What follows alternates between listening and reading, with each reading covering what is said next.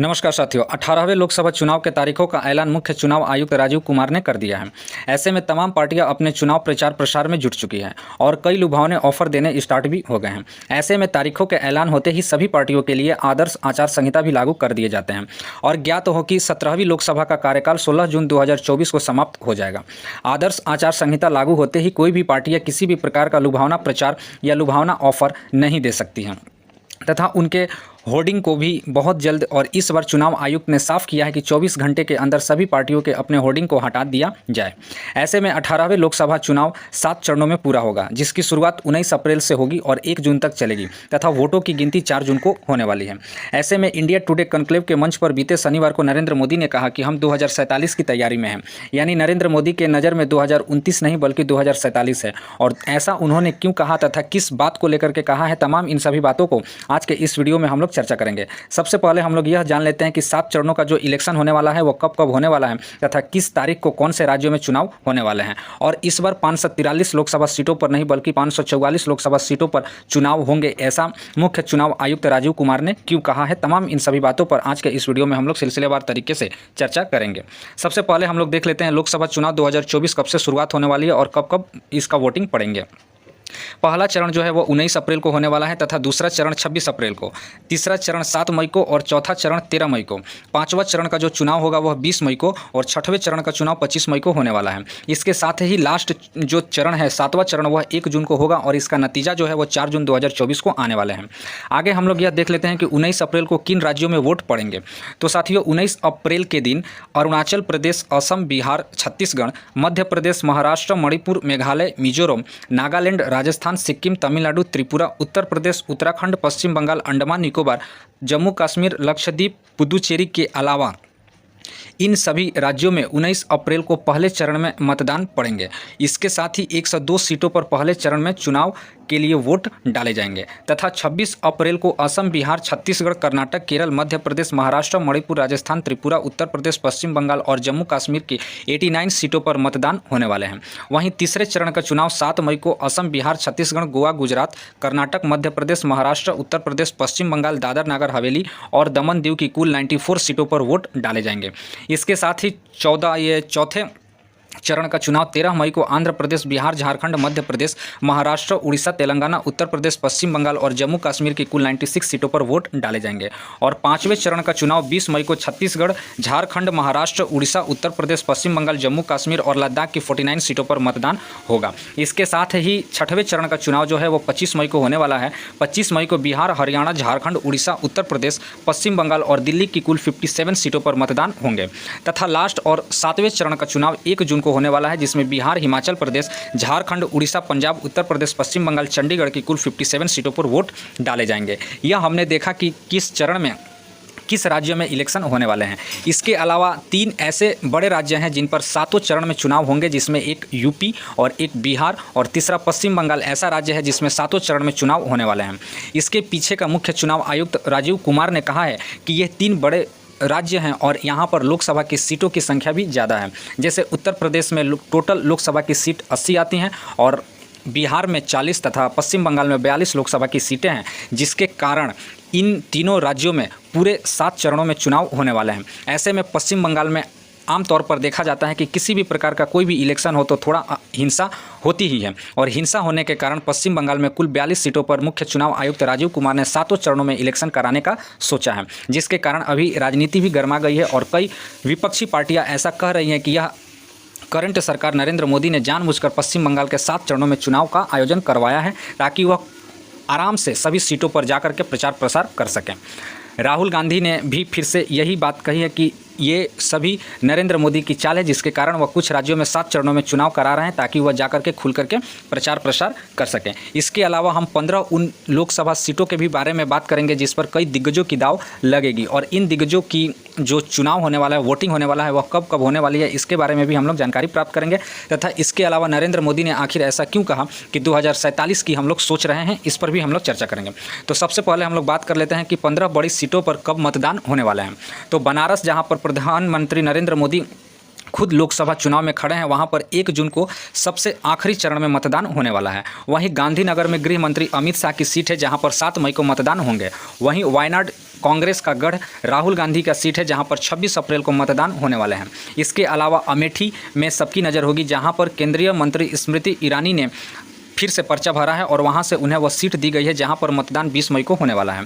विदिशा, मध्य प्रदेश की विदिशा में पूर्व मुख्यमंत्री शिवराज सिंह चौहान मैदान में है और वहां पर 7 मई को मतदान होने वाले हैं। इसके अलावा लखनऊ से रक्षा मंत्री राजनाथ सिंह को मैदान में उतारा गया है एक बार फिर से, जहां पर मतदान 20 मई को होने वाले हैं। इसके अलावा तिरुवनंतपुरम में यहाँ पर कांग्रेस के मौजूदा सांसद शशि थरूर और केंद्रीय मंत्री राजीव चंद्रशेखर मैदान में है, जहाँ पर मतदान 26 अप्रैल को होने वाली है। इसके अलावा केंद्रीय मंत्री ज्योतिरादित्य सिंधिया को गुना से फिर से एक बार उतारा गया है, जहां पर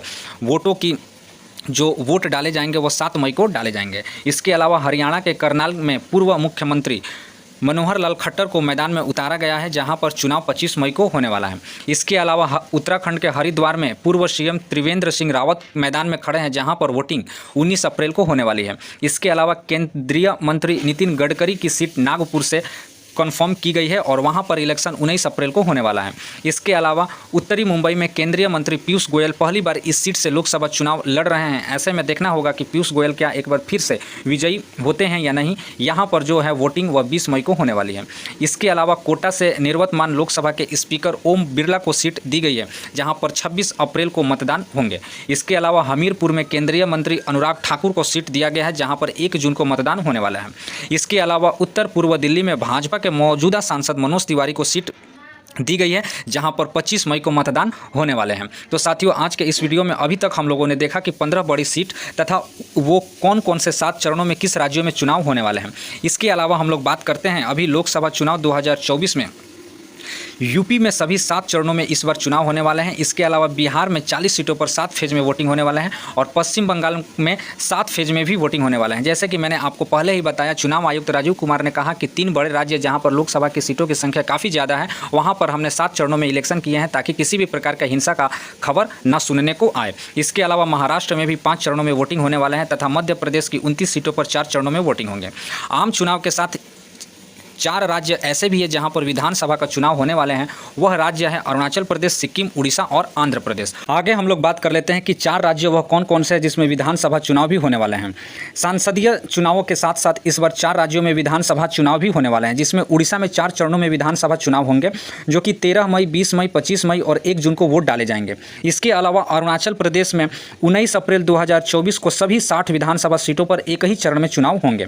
इसके अलावा अगर हम लोग सिक्किम की बात किया जाए तो सिक्किम विधानसभा के लिए भी एक ही चरण में सभी 32 सीटों पर वोट डाले जाएंगे। इसके अलावा आंध्र प्रदेश की सभी 175 सीटों पर चुनाव के लिए 13 मई का दिन को सुनिश्चित किया गया है। इसके अलावा अलग अलग राज्यों की 26 विधानसभा सीटों पर उपचुनाव भी होने वाले हैं। साथियों, रविवार को चुनाव आयोग ने अरुणाचल प्रदेश और सिक्किम विधानसभा चुनाव की मतगणना की तारीख को बदल करके 2 जून 2024 करने की घोषणा की थी। दोनों राज्यों की विधानसभा का कार्यकाल जो है साथियों, वह 2 जून को ही खत्म हो रहा है। ऐसे में मतगणना भी 2 जून तक पूरी करना अनिवार्य हो जाती है और यही एक कारण था कि चुनाव आयुक्त ने तारीखों को बदलकर 2 जून 2024 करने का घोषणा किया गया था।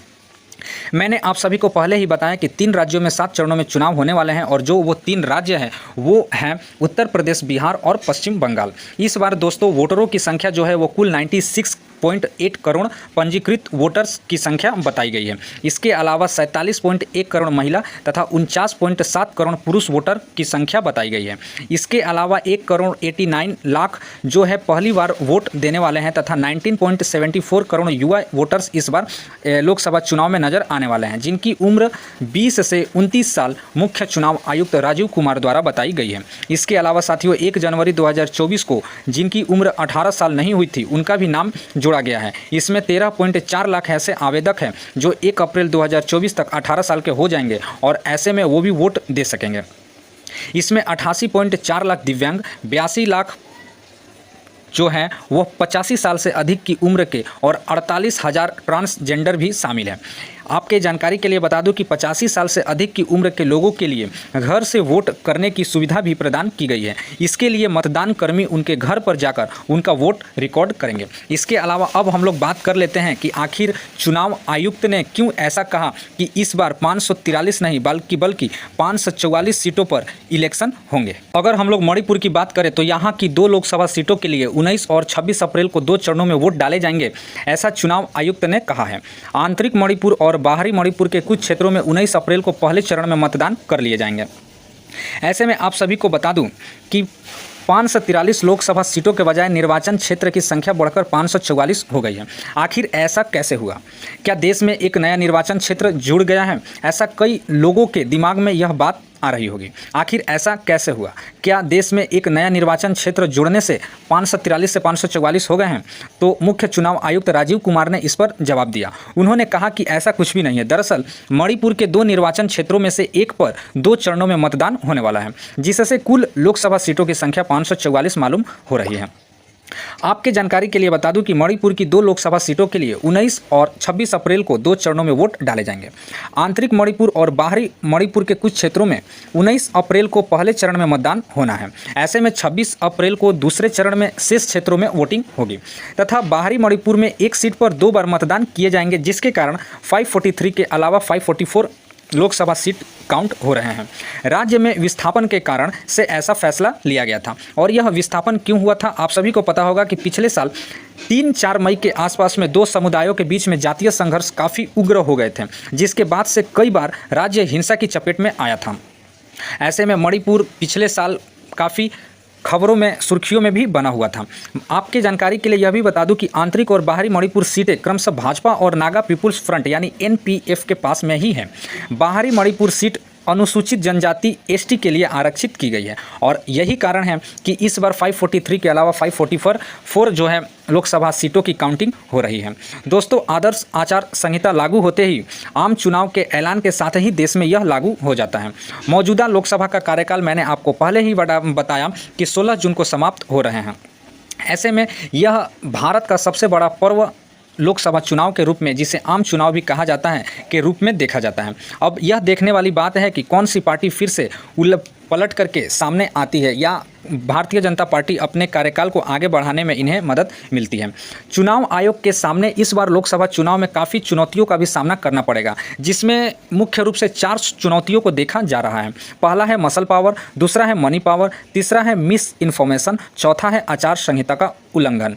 मसल पावर के अंतर्गत ताकत का इस्तेमाल, हिंसा का इस्तेमाल नहीं होना चाहिए, ऐसा चुनाव आयुक्त ने कड़े लहजे में कहा है। इसके लिए जरूरी संख्या में वॉलंटियर को लगाया जाना चाहिए। अगले एक व्यक्ति की जगह कोई और वोट न दे पाए, मान लीजिए मेरा वोटर है, मेरे पास वोटर कार्ड है और मेरे अलावा मेरे वोटर कार्ड पे कोई और वोट न कर पाए, इसका भी सुनिश्चित ध्यान रखा जाए। इसके अलावा मनी पावर, वोटरों को लुभाने के लिए पैसों का इस्तेमाल, जो कि भारतीय राजनीति में सबसे बड़ा यह फैक्टर होता है। कुछ राज्यों में धन का इस्तेमाल की आशंका भी ज़्यादा है, जिसका आयोग को जानकारी है। अंतर्राष्ट्रीय सीमाओं, ये कई राज्यों के सीमाओं और अन्य रास्तों पर इसकी चौकसी भी बढ़ा दी गई है। डिजिटल वॉलेट से संदिग्ध ट्रांजैक्शन होने पर भी बैंक रिपोर्ट डायरेक्ट चुनाव आयुक्त को सौंपेंगे। ऐसे में आयकर विभाग सभी एयरपोर्ट पर भी नज़र रखेंगे जहां हवाई पट्टियां और हेलीपैड बने हुए हैं। वहां हेलीकॉप्टर के साथ आए सामानों की भी गहन जांच होगी और जांच होने के बाद ही उन सामानों को वापस दिया जाएगा। रेलवे स्टेशन पर भी जीआरपी और आरपीएफ को कड़ी नज़र रखने की हिदायत दी गई है। इसके अलावा चुनाव आयुक्त के पास सबसे बड़ा कारण है एक मिस इन्फॉर्मेशन का। वोटरों को प्रभावित करने के लिए किसी तरह की भ्रामक जानकारी फैलाने से रोकना तथा भ्रामक जानकारी वाले सोशल मीडिया पोस्टर के खिलाफ कार्रवाई भी करने का चुनाव आयोग ने कड़े लहजों में जवाब दिया है। इसके अलावा आचार संहिता का उल्लंघन, तमाम पार्टियों को कड़े निर्देश दिए गए हैं कि आचार संहिता का इस बार उल्लंघन न हो। हमेशा से देखा गया है कि आचार संहिता लागू होने के बाद भी इसका उल्लंघन काफ़ी आसानी के साथ, काफ़ी आराम से कई पार्टियां करती है और शान से करती हैं। चुनावी मुद्दे पर आधारित होने चाहिए। जो चुनाव होगा वह मुद्दे पर आधारित होना चाहिए, न कि विभाजन पैदा करने वाला, निजी जीवन पर हमले ना हो, धार्मिक और नफरत वाले भाषण नहीं देने चाहिए, ऐसा चुनाव आयुक्त का कहना है। तमाम इन सभी बातों पर बच्चों का इस्तेमाल चुनाव में न किया जाए, विकलांग लोगों के प्रति अपशब्द न बोले जाए, ऐसा भी चुनाव आयुक्त ने कहा है। असल में देखने वाली बात है कि जब चुनाव प्रचार अपने चरम सीमा पर होगी तब इन तमाम पार्टियां चुनाव आयुक्त के द्वारा बनाए गए इन 4 सिद्धांतों पर खड़े उतरते हैं या नहीं उतरते हैं। अमूमन ऐसा नहीं देखा जाता। अमूमन वो अपने हिसाब से ही बयानबाजी करते हैं और चुनाव आयुक्त उन्हें नोटिस भेजता है तो वो डायरेक्ट करंट गवर्नमेंट पर उसका आरोप मढ़ दिया जाता है कि करंट गवर्नमेंट जानबूझकर ऐसा कर रही है ताकि हम लोग चुनाव में प्रचार न कर पाएँ। तो ऐसे में अब हम लोग बात कर लेते हैं कि नरेंद्र मोदी ने आखिर 2047 का वो तैयारी कर रहे हैं, ऐसा उन्होंने क्यों कहा है। तो दोस्तों, नरेंद्र मोदी जो है वो प्रधानमंत्री नरेंद्र मोदी जो है इंडिया टुडे कॉन्क्लेव 2024 के एक समिट में गए थे और वहाँ उन्होंने अपने संबोधन में कहा कि मैं अक्सर कहता हूँ कि लोगों के जीवन सरकार का दबाव भी नहीं और सरकार का अभाव भी नहीं होना चाहिए। अगर कोई गरीब है तो उसको लगना चाहिए कि संकट के वक्त उनके पास कोई आया नहीं। अभाव ऐसा नहीं होना चाहिए। सरकार की जहाँ ज़रूरत हो वहाँ सरकार को होना चाहिए, लेकिन ये क्या तरीका है कि आए दिन सरकार काम के टांग अड़ाती रहे। और अगर मेरा 2047 तक का मिशन पूरा हुआ तो मानकर चलिए मैं सरकार नागरिकों के जीवन से सरकार के दखल को बाहर निकाल फेंकूंगा। वहीं नरेंद्र मोदी ने आगे कहा कि हमने कई पेचीदा कानून को ख़त्म किया है। पीएम ने कहा कि सामान्य मानव के जीवन में सरकार होनी ही नहीं चाहिए, उसको अपना जीवन जीने की खुली छूट होनी चाहिए और अपने सपनों को साकार करने के लिए उसको खुले आसमान में छोड़ देना चाहिए। और इसी बीच हमने इसी सोच के साथ ईज़ ऑफ लिविंग के लिए, जैसे मैंने कहा कि हमने 1,500 कानून ख़त्म किए हैं, वैसे ही कई अलग अलग तरीके की चीज़ें सरकार लोगों पर थोपती रहती है। आपको जानकर खुशी होगी कि हमने 40,000 से ज़्यादा पेचीदा कानून को ख़त्म कर दिया है और उन्हें बहुत आसान बना दिया है। इंडिया टुडे के कॉन्क्लेव में नरेंद्र मोदी ने इन सभी बातों को जनता के समक्ष और लोगों के समक्ष रखा तथा वो कहें कि हमारे तीसरा कार्यकाल जो होगा वह कई कड़े फैसलों वाला होगा। ऐसे में वह भारत को अर्थव्यवस्था को टॉप 3 के अंदर, टॉप 1 के अंदर और विश्व में नंबर 1 स्थान पर ले जाने के लिए पुरजोर कोशिश कर रहे हैं और इसमें उन्हें सफलता भी मिलती हुई दिख रही है। ऐसे में देखना होगा कि 2047 तक का उनका विज़न कितना सफल होता है हमारे देश के जनता के लिए और हमारे देश के फॉरेन पॉलिटिक्स के लिए। तो हमारे इस वीडियो पर, हमारे इस चैनल पर बने रहने के लिए हमारे इस चैनल को ज़रूर सब्सक्राइब करें और हम लोग जल्द ही मिलते हैं किसी नेक्स्ट वीडियो में। तब तक के लिए धन्यवाद।